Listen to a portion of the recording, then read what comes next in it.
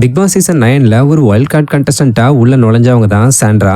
வந்த புதுசுல சீக்கிரட் டாஸ்க்லாம் மசா பண்ணி வேற லெவல் பர்ஃபார்மன்ஸை வெளிப்படுத்தின இவங்க ஒரு கண்டிஷன்ல லோ ஆக ஆரம்பிச்சு பிரஜின் எவிக்ட் ஆகி வெளியே போனதுக்கு அப்புறம் ரொம்பவே உடஞ்சு போயிருந்தாங்க.